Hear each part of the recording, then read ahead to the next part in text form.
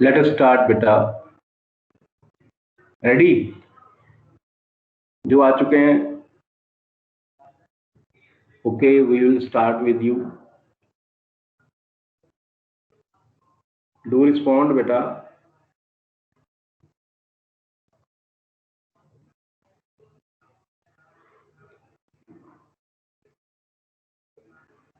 Are you getting my voice? No. Yes, sir. Okay.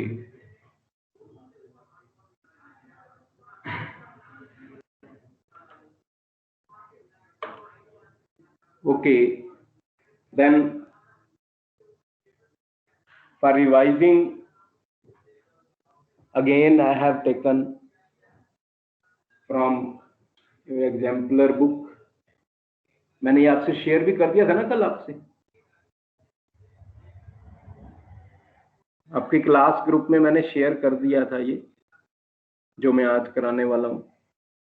तो ये सब रिवीजन मॉड्यूल मैंने एनसीईआरटी एग्जाम्पलर से लिया है।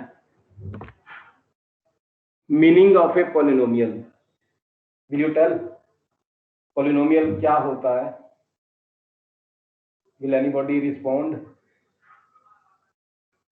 Keep in mind, your wrong answer is far better than you are silent. You must try. अगर आप कोई गलती करोगे तो उसको मैं ठीक करूंगा, no matter worry. But what is in your mind, you must share. May be explained with some example. कोई बात नहीं, समझ में आया आपके माइंड में क्या चल रहा है? बोलिए बेटा, पॉलिनोमियल क्या होता है? Meaning of a polynomial.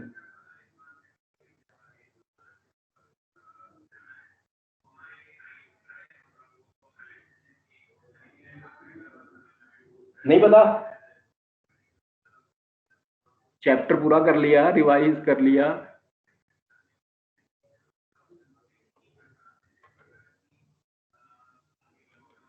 Sir क्या पूछ रहे? मैं पूछ रहा हूं बेटा, मीनिंग ऑफ ए पॉलिनोमियल क्या होता है? पॉलिनोमियल आप बताइए, जो आपके माइंड में है आप बोल दो, नहीं तो मैं तो शेयर करने ही लगाऊं। कोई भी एक्सप्रेशन ऐसा जिसमें वेरिएबल की पावर होल नंबर हो को हम पॉलिनोमियल बोलते हैं। एनी एक्सप्रेशन जिसमें for example 2x square plus 1, तो x की पावर 2 है, ये पॉलिनोमियल है। x या जो भी वेरिएबल होगा उसकी पावर अगर होल नंबर है 0 1 2 3 4 सो ऑन में से है, तो एक्सप्रेशन को हम पॉलिनोमियल बोलते हैं। कोई भी टर्म ऐसी नहीं होनी चाहिए जिसमें वेरिएबल की पावर नेगेटिव है या फ्रैक्शन है, लाइक दिस 1/2 2/3 लाइक समथिंग, नहीं होनी चाहिए। अगर है तो वो पॉलिनोमियल नहीं है। फॉर एग्जांपल आपने लिखा x की पावर 1/2 प्लस 3, तो ये पॉलिनोमियल नहीं है, क्योंकि वेरिएबल की जो पावर है, वेरिएबल की जो एक्सपोनेंट है, वो फ्रैक्शन आ गया। मैंने बताया था फ्रैक्शन नहीं होना चाहिए, नेगेटिव नहीं होना चाहिए, तो ये पॉलिनोमियल नहीं है, ये पॉलिनोमियल है।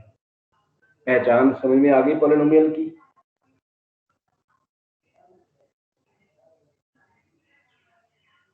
Are you getting my voice? Yes, sir. You are not responding.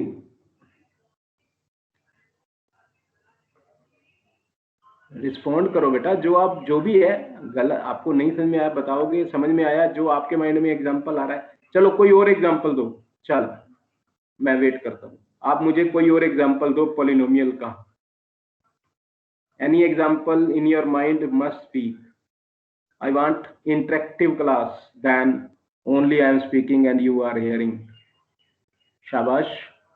कोई एग्जाम्पल आपके माइंड में आ रहा हो, मैं वो नोट डाउन करूंगा, फिर उनके बारे में डिस्कस करेंगे. कोई पोलिनोमियल का एग्जाम्पल बोलो बेटा. सर 4a 4 शाबाश शाबाश 4a क्यूब. ओके, आगे लिखना है कुछ कि यही काफी है? ओके, यही काफी है. 5x plus 1. Very good. 5x plus 1. जो आप बता रहे हो मैं कोशिश कर रहा हूं लिखने की. और किसी के माइंड में जो एग्जांपल आ रहा हो बोलो बेटा. उसी की हेल्प से मैं ये सब कुछ डिस्कस करूंगा. जो ये नीचे आ रहा है हमारा, ये सब कुछ मैं उसी की, आपके एग्जांपल्स की हेल्प से डिस्कस करूंगा, रिवाइज कराऊंगा. शाबाश, बोलिए. 3b square plus 4c. Very good. 3b square plus 4c.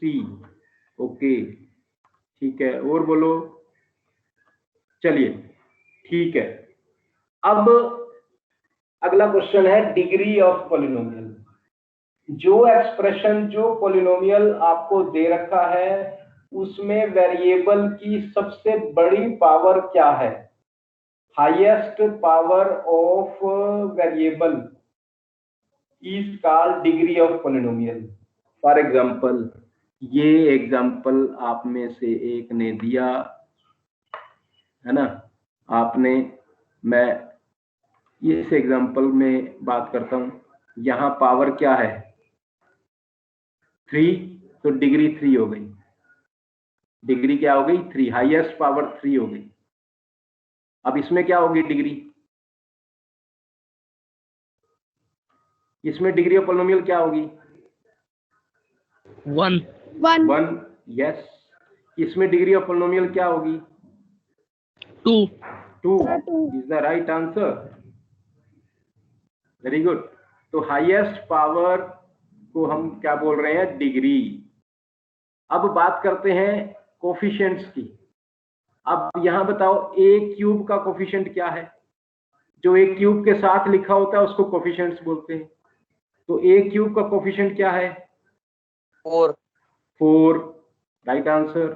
4 coefficient आ गया ए क्यूब का. अच्छा, ये बताओ, इसमें ए स्क्वायर का कोफिशिएंट क्या है?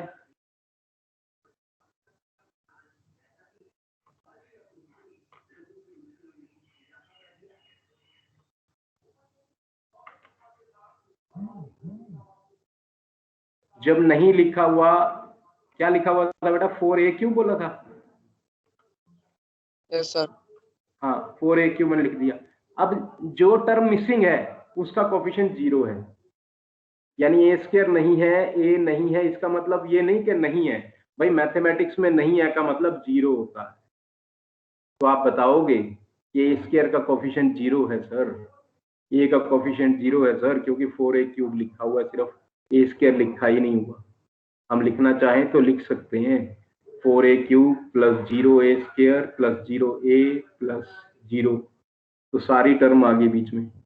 तो कोई टर्म नहीं लिखी हुई का मतलब उसका कोफिशिएंट 0 है. समझ आ गया बेटा?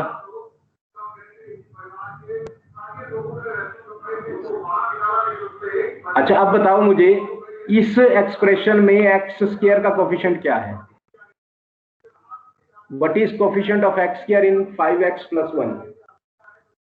Sir, 0. Yes, exactly 0. And coefficient of x क्या है? 5. Yes, right. Constant term क्या है? 5. कांस्टेंट टर्म बेटा बिना x के जो है 1 है. जो बिना x के है वो कांस्टेंट टर्म है 1. समझ आ गया? Yes sir. अब ये बताओ 4a³ में कांस्टेंट टर्म क्या है?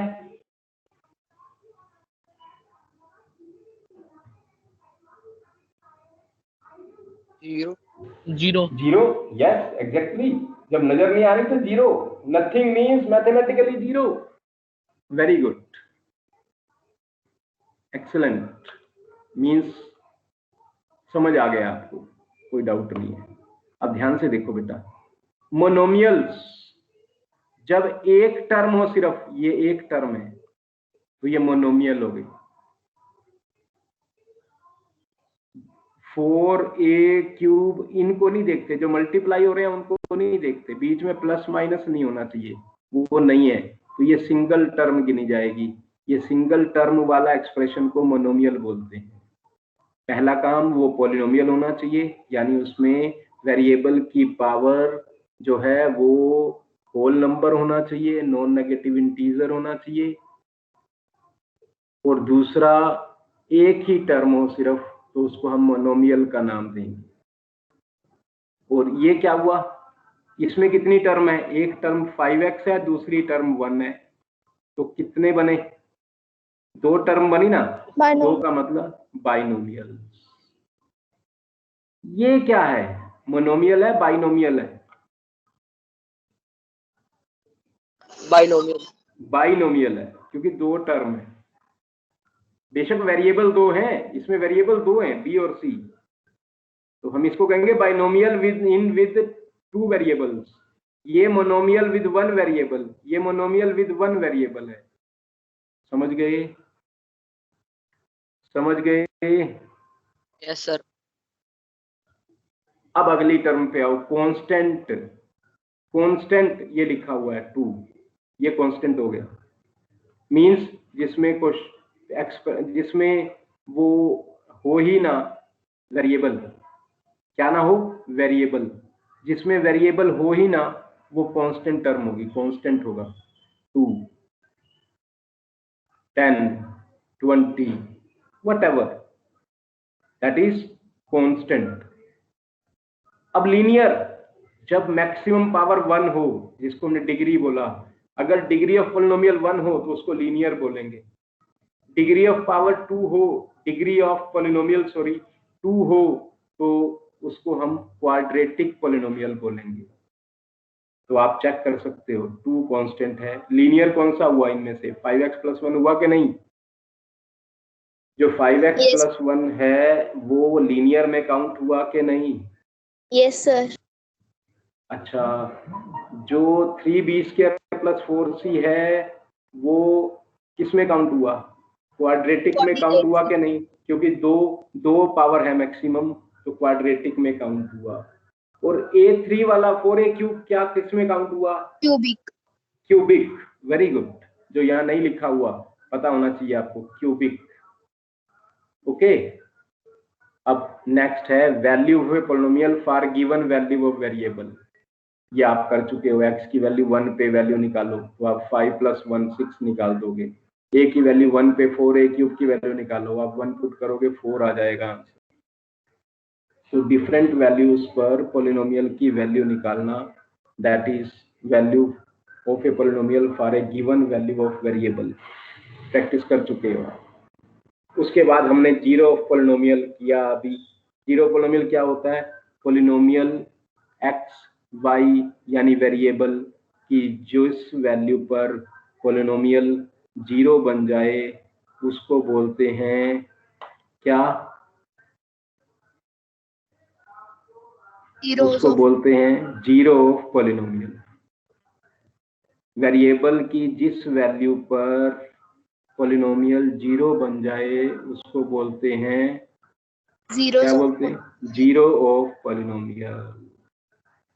तो अगर मैंने आपको पॉलिनोमियल बोली 2x + 1, तो आप बताएंगे ये जीरो कब बनेगा, किस वैल्यू पर जीरो बनेगा? x को क्या पुट करें कि ये जीरो बन जाए? 1 पुट करो, 2 × 1 + 1 तो 3 आएगा, जीरो तो नहीं बना। एक पहली बात तो समझो, यहां भी प्लस है, यहां भी प्लस है, तो प्लस वैल्यू लेने पर तो कभी भी जीरो नहीं बनेगा, कॉमन सेंस की बात है। आपके पास अकाउंट में पैसे आते जाएंगे तो अकाउंट खाली हो ही नहीं सकता ना, चारों तरफ से पैसे आ ही रहे हो तो अकाउंट तो बढ़ेगा कि खाली हो जाएगा। खाली होने के लिए क्या है, आप वो अमाउंट कहीं और ट्रांसफर भी करो, ठीक है कि नहीं। तो खाली होने के लिए नेगेटिव चाहिए, नेगेटिव के लिए एक्स की वैल्यू आपको नेगेटिव लेनी होगी, तभी नेगेटिविटी की वो उसमें जीरो की तरफ जाने के चांस हैं, अदरवाइज तभी कहते हैं ना आपको बी पॉजिटिव, पॉजिटिव रहो, नेगेटिव सोचो मत, नेगेटिव सोचने से नेगेटिव होने के चांसेस बढ़ जाते हैं। तो बात वही है, यहाँ पर आपको नेगेटिव वैल्यू लोगे तभी जीरो की तरफ बढ़ेगा। ये आपने कहा, चलिए आपके माइंड में नहीं आया, हम दूसरे ढंग से कहते हैं। मैं कहता हूँ कि ये जीरो बन जाना चाहिए, एक्स की क्या वैल्यू होगी। आप कहते हो कि भाई जब हम इस एक्स को राइट हैंड साइड में लेकर जाएंगे तो -1 आ जाएगा, +1 को अगर ले जाएंगे -1 आ जाएगा। यहाँ हमें सिर्फ एक्स चाहिए, क्या नहीं चाहिए, ये 2 नहीं चाहिए। ये 2 इधर क्या हो रहा है, हाँ इधर आके डिवाइड हो जाएगा। यू आर राइट, सही ट्राई किया आपने। तो -1/2 पर एक्स की वैल्यू -1/2 जब आप पुट करोगे ना यहाँ, तो ये जीरो बनेगा। देखो 1/2 पुट करोगे, 2 से 2 कट गया, -1 +1 जीरो हो गया कि नहीं। तो -1/2 पर जीरो हो रहा है। तो एक्स की वो वैल्यू जिस पर पॉलिनोमियल जीरो हो रही है को बोलेंगे जीरो ऑफ पॉलिनोमियल, या दूसरे शब्दों में जो पॉलिनोमियल दे रखा है उसको इक्वल टू जीरो लिखकर उसका सोल्यूशन फाइंड आउट कर लेंगे। जो एक्स की वैल्यू आएगी वो जीरो ऑफ पॉलिनोमियल होगी। Yes or no? Yes, any sir. Doubt?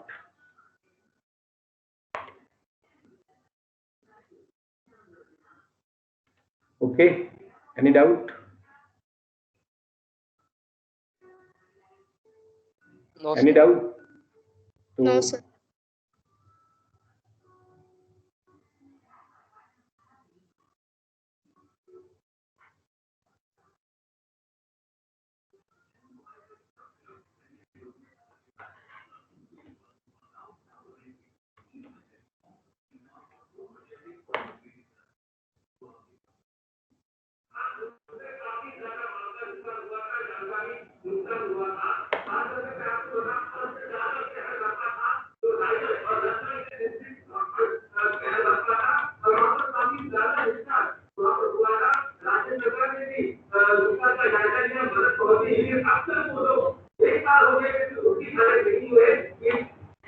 Okay, some error, कुछ गलती होगी, यही चल रहे ना। Hello, Yes, sir. Yes, हाँ sir. ठीक है बेटा। नेक्स्ट हमारे पास है रिमाइंडर थ्योरम। तो रिमाइंडर थ्योरम क्या थी, किसी के माइंड में है तो शेयर कर सकता है। रिमाइंडर थ्योरम क्या थी?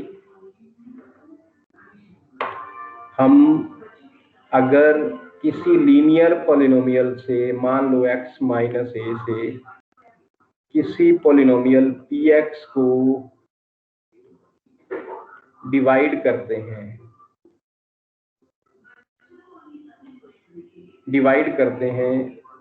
तो कुछ ना कुछ रिमाइंडर आएगा। हम इस डिवाइजर को, जिससे डिवाइड करना है, जीरो पुट करने पर जो x की वैल्यू आएगी उस वैल्यू पर पॉलिनोमियल की वैल्यू अगर हम फाइंड आउट कर लें तो वो रिमाइंडर होगा। This is called remainder theorem. This is called reminder.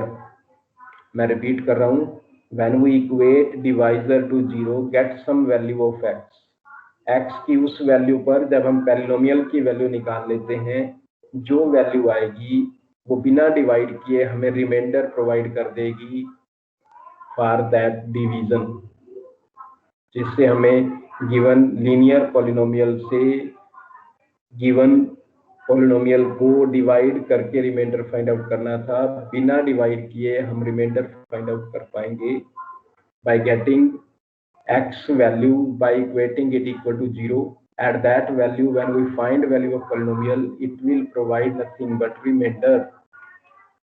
This is called remainder theorem. समझ आ गया?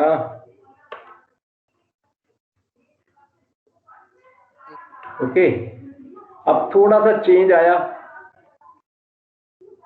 फैक्टर थ्योरम और रिमाइंडर थ्योरम में अंतर सिर्फ इतना है बेटा, जो आपने रिमाइंडर फाइंड आउट किया था फैक्टर थ्योरम में, उसको रिमाइंडर को 0 पुट कर देंगे, यानी काम वही किया। जिसको फैक्टर चेक करना है उसको 0 पुट करेंगे।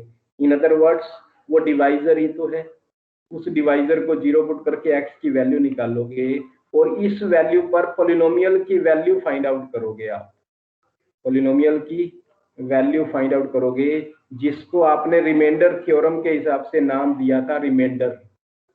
अब हम उसको रिमाइंडर तो कहेंगे, लेकिन अगर उसकी वैल्यू 0 आ जाएगी तो हम सीधा रिजल्ट निकाल लेंगे कि ये फैक्टर है, वो डिवाइजर जो है वो फैक्टर है। This is called factor theorem. जो हम रिमाइंडर निकाल रहे थे उसको रिमाइंडर का नाम ना देके अगर वो इक्वल टू 0 आ जाता है तो हम डायरेक्ट कंक्लूड कर लेंगे कि x माइनस ए फैक्टर है पॉलिनोमियल px का। Any doubt?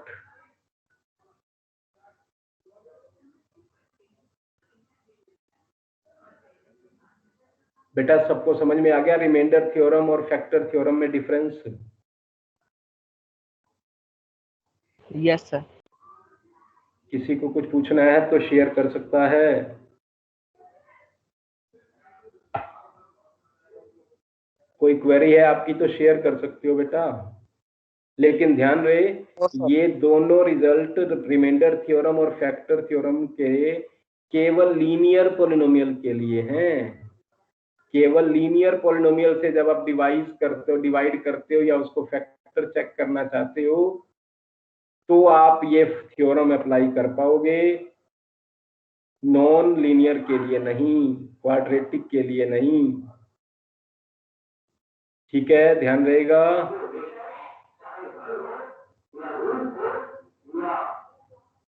बोलिए। Yes sir. सो नेक्स्ट है factorization of a quadratic polynomial by splitting middle terms. Factorization algebraic expression by using factor theorem.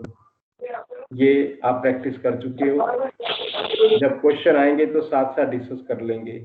Identities आपने रिवाइज कर लिया, अब कुछ क्वेश्चन देख लेते हैं। Which one of the following is a polynomial? इनमें से पॉलिनोमियल कौन सा है? ये पॉलिनोमियल नहीं हो सकता क्योंकि एक्स के नीचे लिखा हुआ है। ओके, ये पॉलिनोमियल क्यों नहीं हो सकता? क्योंकि x की पावर 1/2 है, अंडर रूट है ना, पूरे के ऊपर अंडर रूट है, x के ऊपर भी अंडर रूट है, तो हमें 1/2 पावर नहीं चाहिए। मैंने बताया था नेगेटिव भी नहीं चाहिए और फ्रैक्शन भी नहीं चाहिए। ये भी पॉलिनोमियल नहीं है क्योंकि ऊपर नीचे अलग अलग पॉलिनोमियल लिखा हुआ, डिवाइड हो रहा है। अब ये डरावना क्वेश्चन देखो, दिखने में तो लग रहा है कि फ्रैक्शन पावर है, लेकिन जब आप इसको सिंप्लीफाई कर लोगे तो आपको बड़ा इंटरेस्टिंग रिजल्ट मिलेगा। पहली टर्म तो एक्स स्क्वायर रहेगी, प्लस का साइन भी लगा रहेगा, 3 भी वहां पर रहेगा, एक्स की पावर 3/2 माइनस 1/2 करेंगे कि नहीं बेटा? नीचे 1/2 है कि नहीं, अंडर रूट एक्स, ये पावर ऊपर से माइनस होगी तो 3/2 माइनस 1/2 बचेगा 2/2 यानी 1। तो आंसर आया, आपको मिला, ये सोल्व करके आ जाएगा x² + 3x। तो ये पॉलिनोमियल होता है कि नहीं होता? आप कहोगे यस ये पॉलिनोमियल होता है, तो आंसर आ गया ये पॉलिनोमियल है, यानी आंसर आ गया C part. Okay, next question देखो। √2 is a polynomial of degree. कोई भी कांस्टेंट टर्म होती है बेटा, वो पॉलिनोमियल डिग्री 0 होता है हमेशा। यहां x नहीं है का मतलब डिग्री 0 है।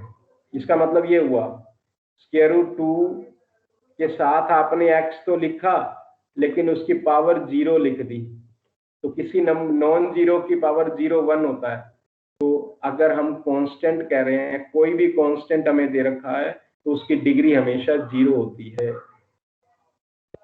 Third question, degree of polynomial of this. अब ध्यान से देखो, हाईएस्ट पावर तो 5 है लेकिन उसका कोफिशिएंट 0 है, इसलिए इसको कंसीडर नहीं करोगे। Highest power with non zero coefficient जो होगा वो देखते हैं, यानी डिग्री आएगी 4। हाईएस्ट पावर 4 है, 5 नहीं है क्योंकि उसका कोफिशिएंट 0 है, तो आंसर आया 4। थर्ड क्वेश्चन का आंसर आया 4। फोर्थ क्वेश्चन देखो, degree of zero of polynomial is, degree of zero of polynomial is always 0। Degree of zero of polynomial is, constant value होती है ना बेटा वो, तो डिग्री क्या होती है उसकी? 0 होती है हमेशा। बड़ा अच्छा क्वेश्चन है। मैंने क्या कहा था, x की कोई वैल्यू, भाई जब हम x की वैल्यू ले रहे हैं तो कांस्टेंट ही लेंगे ना, कांस्टेंट है तो उसकी डिग्री 0 होती है, तो आंसर श्योरली ए हो गया, कोई डाउट नहीं। ठीक है, क्वेश्चन नंबर 5 मैं एक ही बार आपसे दोबारा पूछता हूं ताकि एक बार कवर हो जाए। px equal to x square minus 2√2x plus 1, p2√2 क्या होगा? वैल्यू पुट करके देख लेनी है। ये 2√2 का स्क्वायर आ जाएगा 8, और ये भी 8 आ जाएगा, 8 से 8 कट जाएगा। बेटा 2√2 का स्क्वायर क्या होता है? 2 का स्क्वायर 4, √2 का स्क्वायर 2, 4 × 2 8, तो एक्स स्क्वायर की वैल्यू आ गई 8, एक्स स्क्वायर की वैल्यू आ गई 8। माइनस 2√2 को दोबारा 2√2 से मल्टीप्लाई करोगे तो बात तो एक ही है ना, वही 8 आया, प्लस 1, तो सोल्व करके 1 आया, 8 से 8 कट गया, तो आंसर बी आया। फिफ्थ का आंसर बी आया, 1 इज द राइट आंसर। आपने 2√2 पुट करना और सोल्व करना है। कोई पूछना है बेटा? कोई पूछना चाह रहा है कुछ बेटा? नहीं तो एक बार देख लेते हैं। 6th question, the value of polynomial when x equal to -1। जब आप यहाँ x को -1 पुट करोगे बेटा, 5x बन जाएगा -5, 4x स्क्वायर बन जाएगा -4x स्क्वायर बन जाएगा -4, प्लस 3, तो ये बन गया -9 प्लस 3 -6 आंसर, तो ए आंसर आ गया -6 इज इक्वल टू -6 आ गया। जैसे ही x को माइनस पुट करोगे तो वैल्यू -6 आ जाएगी। Any doubt? No sir. So next हमारे पास है question number 7, px equal to x plus 3, px plus p minus x क्या होगा? बेटा px तो है x प्लस 3 और p माइनस एक्स है -x प्लस 3। भाई 3 तो प्लस का ही रहेगा ना, चाहे आप x पुट करो या -x पुट करो। तो रिजल्ट क्या हुआ, जब इनको ऐड करोगे तो x से x तो कट जाएगा, 3 और 3 ऐड हो जाएंगे, आंसर आएगा 6। तो आंसर आया D, 6 is the right answer. Any doubt? No sir. तो zero of zero polynomial is, बेटा एक बात बताओ, zero of zero polynomial, zero of zero polynomial is, zero polynomial क्या होती है? जीरो पॉलिनोमियल 0 ही होती है। अब उसके साथ x कुछ भी हो, मल्टीप्लाई करने पे 0 होगा कि नहीं होगा? बताओ मुझे, क्या x का 0 होना जरूरी है आंसर 0 आने के लिए? नहीं ना, तो इसका मतलब क्या हुआ, x की कोई मर्जी वैल्यू हो, उसको 0 से मल्टीप्लाई करने पे 0 आएगा ही आएगा, इसलिए आंसर आया C, any real number. Answer आया C, any real number. Zero of zero polynomial, zero polynomial का मतलब 0 इटसेल्फ होता है। अब जब 0 खुद है, मल्टीप्लाइड बाय x की बेशक पावर 100 हो या x 10 हो, x 1 हो, कुछ भी हो, x की जो मर्जी वैल्यू पुट करोगे रिजल्ट तो 0 आ ही जाएगा, इसलिए कोई स्पेसिफिक होने की जरूरत ही नहीं है। एनी रियल नंबर हम पुट करेंगे तो मल्टीप्लाई करके 0 आ ही जाएगा, इसलिए आंसर आया सी। Agreed or not? Ninth question. 0 of polynomial px equal to 2x plus 5. 0 of polynomial px equal to 2x plus 5. तो आप क्या करते हो, इसको 0 पुट कर दोगे, -5/2 आ जाएगा। अभी मैंने बताया ना, इसको 0 पुट कर दोगे आप, x की वैल्यू निकाल दोगे, तो 5 इधर आकर माइनस का हो जाएगा और 2 अपॉन में आ जाएगा, -5/2 आ गया। B answer. डिफिकल्ट है क्या, समझ में आया? इसके साथ के क्वेश्चन ऊपर प्रैक्टिस कर चुका हूं मैं आपके साथ कि जिसका 0 पोलिनोमियल निकालना है उसको 0 पुट करके उसका सोल्यूशन फाइंड आउट कर लेते हैं। सोल्यूशन के लिए 5 को उधर ले जाओ, -5 हो जाएगा, 2 इधर मल्टीप्लाई हो रहा है, इधर डिवाइड होगा, तो -5/2 आंसर। बी आंसर आ गया। 10th क्वेश्चन देखो। 1 of the zeros of polynomial this is, इनमें से कोई जरूर होगा, तो आप इसको पुट करके देखोगे 0 बन जाएगा तो यस, नहीं तो नो। अब आपने 2 पुट किया, 2 to the 4, 4 to the 8, 8 - 4 4 और 14, तो ये 0 नहीं बना रहा, नॉन जीरो आ रहा है। 1/2 पुट करोगे आप तो 1/4, 1/4 का मतलब 1/2 नहीं 0 बना रहा। -2 पे ट्राई करते हैं, -2 पे ट्राई करें तो क्या आता है, -4 प्लस का 8 -14 -4, ये भी नहीं हो रहा। -1/2 ट्राई करें तो क्या आएगा, -1/2 -1/4 -2/4, यानी -1/2 पहली टर्म आ गई, प्लस 7 पे जब -1/2 पुट करोगे तो -7/2 आ गया। 1 of the zeros of polynomial this is, इनमें से एक है। हमने 2 पे ट्राई किया, 4 to the 8,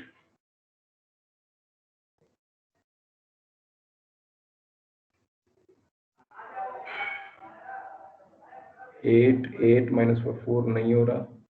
1/2 पे ट्राई किया, 1/4, 1/2 प्लस 7/2, 1/2 प्लस 7/2, 8/2 4, हाँ 1/2 सेटिस्फाई कर गया बेटा।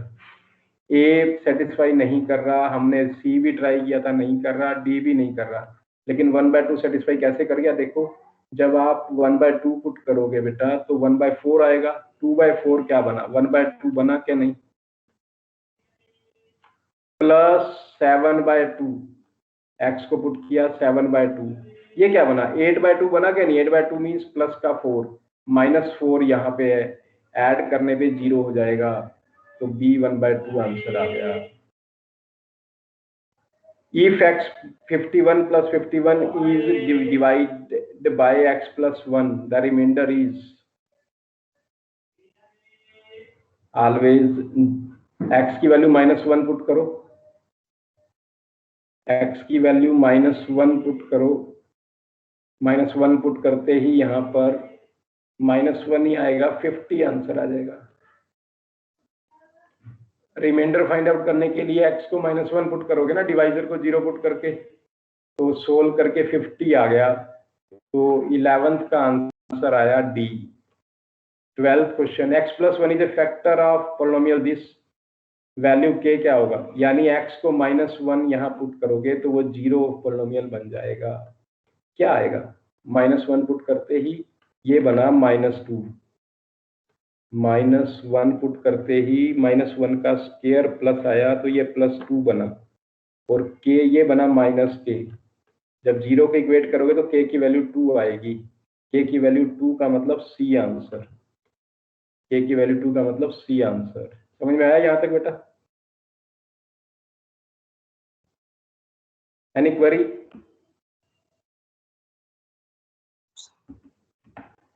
एनी क्वेरी बेटा? No sir. बेटा x+1 इसका फैक्टर है, इसका मतलब हमने फैक्टर को 0 पुट कर देना है, x की वैल्यू आई -1।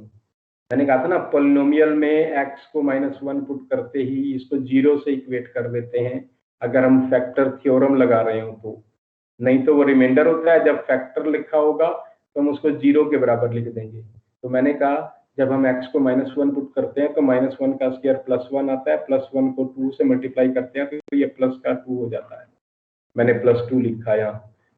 -x को -1 पुट किया तो k इंटू -1 -k बना, इसको 0 पुट कर देंगे। जब इसको 0 पुट करोगे तो k की वैल्यू आएगी 2, C answer. Any doubt? No sir. ऐसे ही नेक्स्ट में आपको चेक करना है, x को -1 पुट करने पे जो 0 हो जाएगा वो आंसर है। इनमें से किसका फैक्टर है, यानी x को -1 पुट करना है, a में भी, b में भी, c में भी, d में भी, जिसमें 0 हो जाएगा बाकी ट्राई करने की जरूरत नहीं है आपको। कर लोगे अपने आप? 13 अपने आप ट्राई करोगे? Yes sir. सेम ट्रैक पर आपको 14 question, one of the factors of this is, तो पहले इसको सिंप्लीफाई कर लो, फिर अपने आप ही आंसर आ जाएगा। इसको जब आप सिंप्लीफाई करने लगे 25x स्क्वायर आएगा कि नहीं, +1 + 10x, तो जब ऐड करोगे तो ये आएगा 50x स्क्वायर। जब आप सोल्व करोगे बेटा 25x स्क्वायर 2 बार आया तो 50x स्क्वायर बन गया, 1 से 1 कट गया, 0 आ गया और 10x आया, +10x आया बेटा, +10x आया। ये सोल्व करके आ चुका है। अब वो कहता है one of the factor is 10x common आ रहा है क्या नहीं, इनमें से बताओ, इनमें 10x कॉमन आ रहा है क्या नहीं, तो 10x आंसर आ जाएगा डी। 550x स्क्वायर और 10x + 10x में से 10x कॉमन आ रहा है क्या नहीं, क्या आएगा जब 10x कॉमन लेके लिखोगे तो अंदर क्या आएगा, अंदर आएगा 5x, अंदर आएगा 5x + 1। तो इसके दो फैक्टर हैं, एक है 10x, दूसरा है 5x + 1। 5x + 1 तो कहीं लिखा नहीं हुआ, 10x लिखा हुआ है, इसलिए आप डी सिलेक्ट करोगे। Okay, any doubt? No sir. अब नेक्स्ट क्वेश्चन देखो, आपका मास्टर्ड क्वेश्चन होना चाहिए ये। भाई जब दोनों के बीच में 1 का डिफरेंस है ना, 49 48 1 का डिफरेंस है कि नहीं, जब 1 का डिफरेंस होता है तो सोल्व करने पे इनके सम के बराबर आता है, इनको ऐड कर दो, जो आएगा वो आंसर होगा।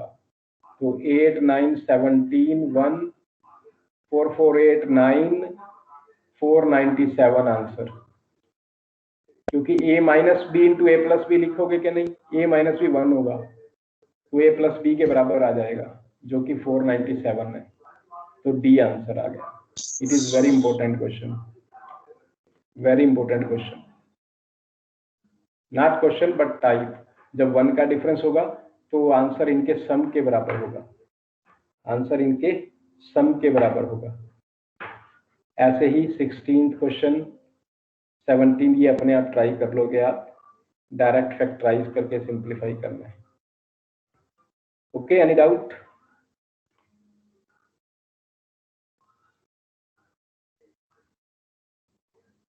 No sir.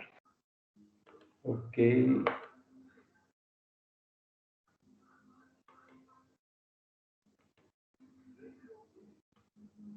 बेटा क्विट नहीं करना अभी, मैं एक बार क्लिक कर लूं इनको।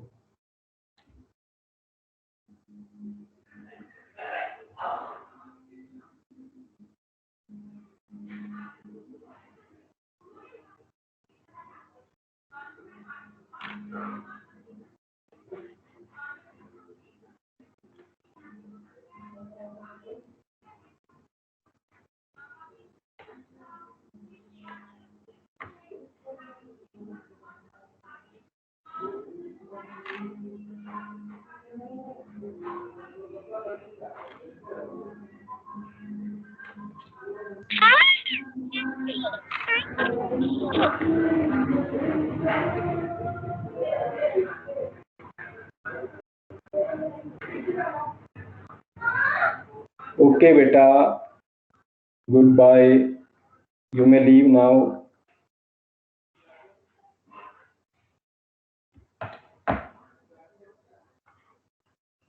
Okay, bye, sir. बाय बेटा बाय।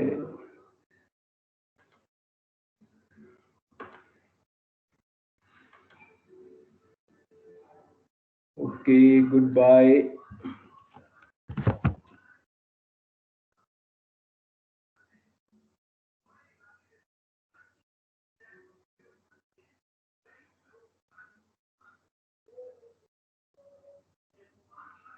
Good bye.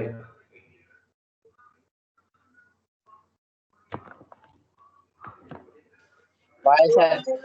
बाय बेटा बाय।